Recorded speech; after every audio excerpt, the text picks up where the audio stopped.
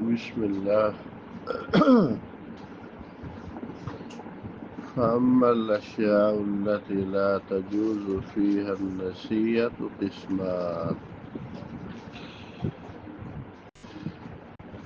یہ اور آگے جو عبارات آ رہی ہیں نا، اس کو آپ عنوان دے سکتے ہیں علاقۃ التفاضل بالنسیئہ.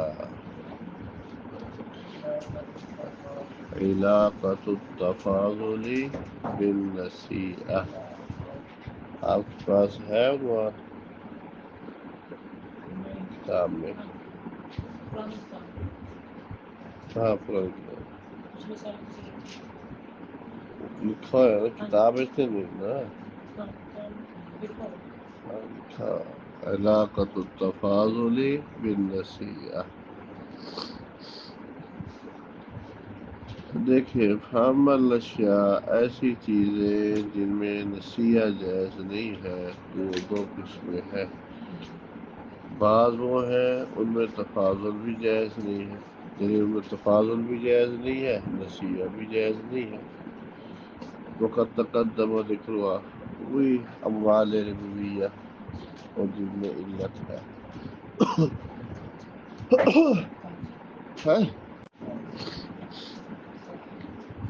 اور وہ منہا، اور بعض چیزیں ایسی ہے تفاضل ان میں جائز ہے، تفاضل ان میں جائز ہے.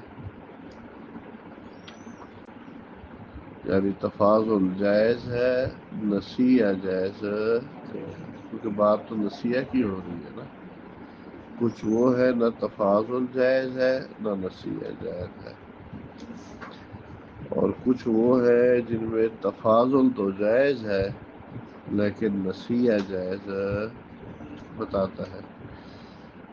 ایسی چیزیں جن میں تفاضل جائز نہیں ہے لیکن ساتھ اور اسی طرح ساتھ ساتھ نسیہ بھی جائز نہیں ہے، تو وہ ہے فعلۃ امتناع النسیہ. تو نسیہ کی ممانعت کی علت اس میں وہ طعم ہے. کیا ہے؟ تو کوئی نہیں، کوئی فکر نہیں مسئلہ.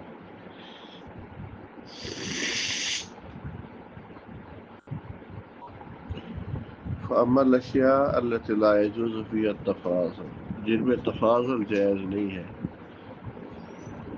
ساتھ نسیہ بھی جائز نہیں ہے، یعنی لا يجوز فيها التفاضل مع عدم جواز النسیہ. نہ تفاضل نسیہ، تو علت و امتناع النسیۃ فیہا، نسیہ کی ممانعت کی علت وہ توم ہے امام مالک کے ہاں اور شافعی کے ہاں صرف توم. جو یہ کہا نا کہ شافعی کے ہاں صرف توم، تو اس کا مطلب کیا ہوا کہ امام مالک کے ہاں توم کے ساتھ اور چیز بھی ہے، اور وہ کیا ہے؟ ادخار. سمجھے کہ نہیں؟ ابو حنیفہ مطلوبات الکیل والوزن. اور جب مل جائے توم کے ساتھ صنف کا ایک ہونا کہ مطعوم بھی ہے صرف بھی ایک ہے، تو حرم التفاضل عند الشافعی. شافعی کے یہاں پہ تفاضل جو ہے نا وہ ٹھیک نہیں ہوگا. وَإِذَا اقْتَرَنَ وَصْفٌ ثَالِثٌ، تیسرا وصف میں مل جائے اور وہ ہے ادخار، تو پھر تین اوصاف ہوں گے، تو پھر امام مالک کے یہاں تفاضل حرام ہوگا. بات سمجھ رہے کہ نہیں؟ تو گویا کہ ابو حنیفہ رحمہ اللہ کے ہاں کیا ہے؟ مطعوبات پلس کیل یا وزن، اور توم کے ساتھ اگر صنف واحد ہو، یعنی توم اور صنف واحد، شافعی کا تفاضل حرام. اور اگر توم صنف واحد اور تیسرا وصف ادخار، پھر وہ امام، کیونکہ امام مالک کے زائد ایک شرط ہو جاتے ہیں نا. البتہ اذا اختلف الصنف، جب صنف بدل جائے، صرف بدل جائے تو جاز التفاضل، تفاضل پھر جائز ہے، لیکن نسیہ ناجائز ہے۔ بات سمجھ آئیے کہ نہیں؟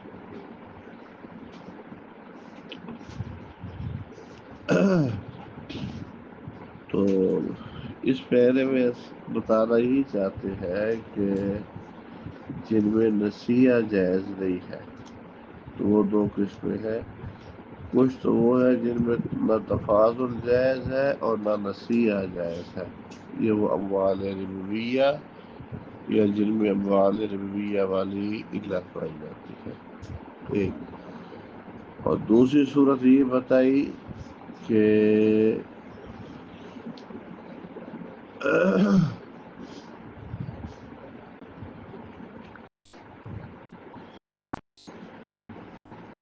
صرف اگر بدل جاتی ہے، اصناف بدل جاتی ہے تو پھر تفاضل جائز ہے اور نسیہ ناجائز ہے، حرمت النسیہ۔ تو گویا کہ ایک صورت وہ ہے نہ تفاضل جائز ہے نہ نسیہ جائز ہے، اور ایک صورت کیا ہے کہ تفاضل جائز ہے، نسیہ ناجائز ہے۔ تم یہ سمجھے؟ یعنی ایک صورت وہ ہے کہ جس میں نہ تفاضل نہ نسیہ، اور ایک صورت تفاضل ٹھیک ہے، نسیہ ٹھیک ہے۔ بات وہی ہے، اسی کو گھما پھرا کر مختلف انداز کے اندر بیان کر رہا ہے جو آپ نے پہلے پڑھ لیا ہے۔ یہ علت شلت بھی یہی ہے۔